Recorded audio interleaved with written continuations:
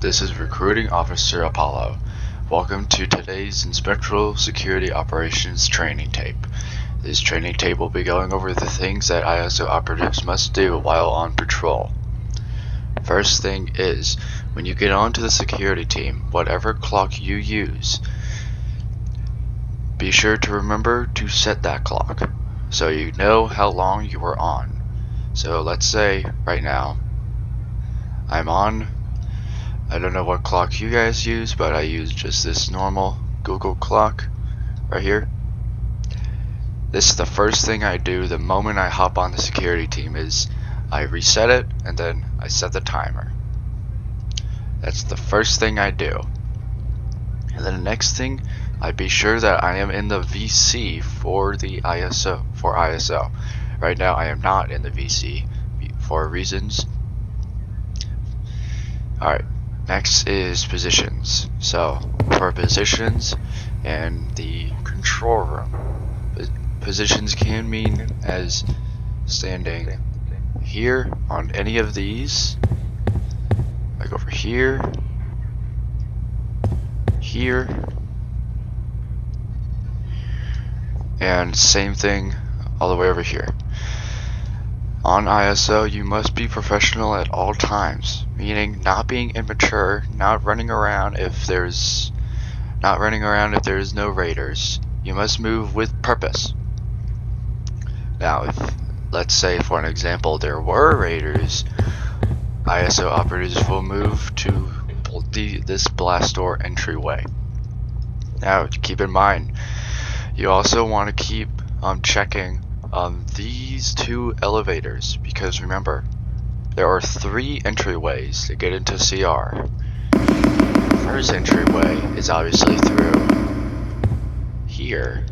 The second entryway is through the hazmat elevator. A tactic I like to use is, I like to call the elevator so it keeps the elevator door open.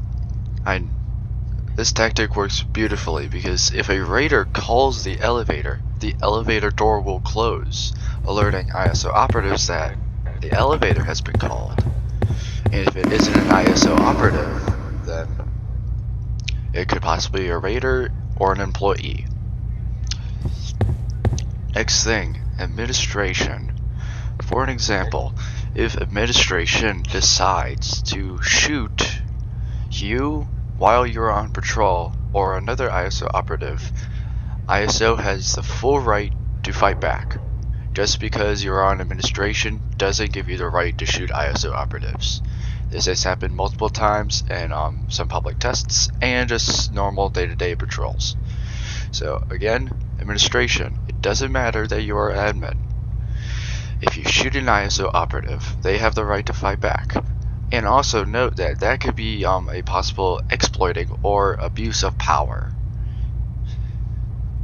So just know that, and same goes for raider. If you decide to shoot a raider has the full rights to fight back. Alright, the next thing is full grammar. While using full grammar, meaning, hello, this is full grammar right here, or use capitalization and punctuation correctly. Now, it is okay if you goof up a couple times, because trust me, no one is perfect. If you accidentally goof up, it is all good. Even QDF operatives mess up on grammar very so often, so I'm not so worried on that. But please use full grammar. I don't care if you're the security director or founder of ISO. You must use full grammar at all times. This goes for all ISO operatives. So if you are in ISO, all these rules apply. I don't care if you're the director. I don't care if you're the founder. I care that everyone follows the rules equally. And I hope I am clear on that. Second thing is these lockdowns. I saw this happen. Someone, I'm not going to call it out, but someone who was on the security team decided to prime the chamber lock, or I think they were either on security or administration. They decided to prime the chamber lock. Now, For the chamber lock specifically, do not engage or prime it if there is no meltdown occurring. You can prime it if a meltdown is happening, and you may close it once the 5-minute mark has been reached.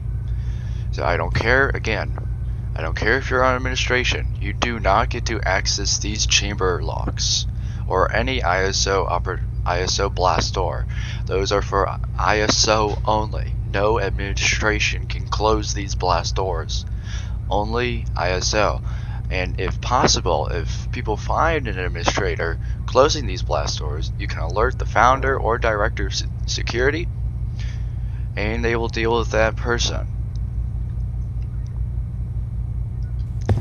Alright. That is all for this ISO training tape. Hope you guys follow all the advice I gave you. Alright, that's about it. See ya.